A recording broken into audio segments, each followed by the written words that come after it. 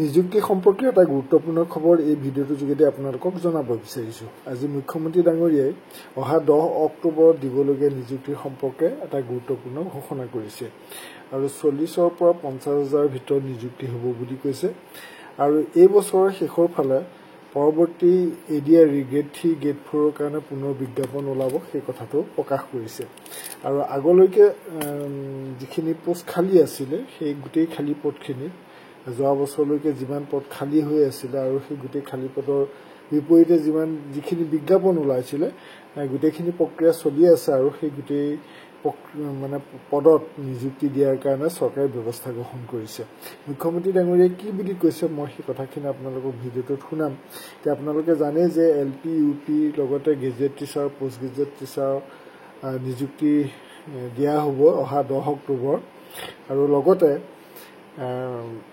Grade 3 grade 4ৰ কাৰণে আছে সেইখিনিও ফলাফল ঘোষণা কৰি 10 অক্টোবৰত নিযুক্তি দিয়া হ'ব আৰু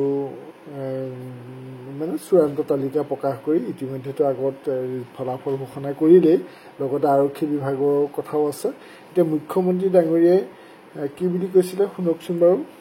সিদিনাখনে ৰিজাল্ট ওলাই যাব। যোৱা বছৰলৈকে যিমান পদ খালী হৈ আছে সকলো পূৰণ হৈ যাব। প্ৰায় 40-50,000 10 অক্টোবৰত নিযুক্তি হ'ব আৰু তাৰ পিছতো যদি কিবা পোষ্ট খালী থাকে আকৌ নৱেম্বৰ ডিচেম্বৰত অহাবাৰৰ এডিআৰই এডভাৰটাইজ ওলাব। এতিয়া বস্তুটো ষ্ট্ৰীমলাইন হৈ গ'ল আৰু বছৰে বছৰে পোষ্ট ওলাই থাকিব আৰু ভৰ্তি হৈ থাকিব। চনৰ আগলৈকে যিসকল কৰ্মচাৰী নিযুক্ত হৈছিলে তেওঁলোকক আমি প্ৰাদেশিকৰণ কৰিম। ইতিমধ্যে বিল পাছ হৈছে আৰু মই ভাবো যে মন্ত্ৰী ডাঙৰীয়াই খুব তৎপৰতাৰে এই প্ৰাদেশিকৰণৰ কাম শেষ কৰিব।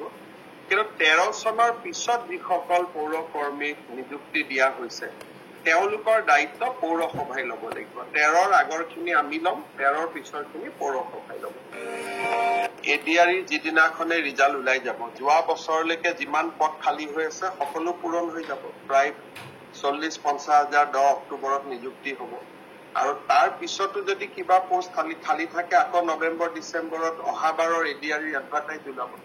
এতিয়া বস্তুটো ষ্ট্ৰীমলাইন হৈ গ'ল আৰু বছৰে বছৰে পোষ্ট ওলাই থাকিব আৰু ভৰ্তি হৈ থাকিব। চনৰ আগলৈকে যিসকল কৰ্মচাৰী নিযুক্ত হৈছিলে তেওঁলোকক আমি প্ৰাদেশিকৰণ কৰিম। ইতিমধ্যে বিল পাছ হৈছে আৰু মই ভাবো যে মন্ত্ৰী ডাঙৰীয়াই খুব তৎপৰতাৰে এই প্ৰাদেশিকৰণৰ কাম শেষ কৰিব। কিন্তু 13 চনৰ পিছত যিসকল পৌৰ কৰ্মীক নিযুক্তি দিয়া হৈছে তেওঁলোকৰ দায়িত্ব পৌৰসভাই ল'ব লাগিব।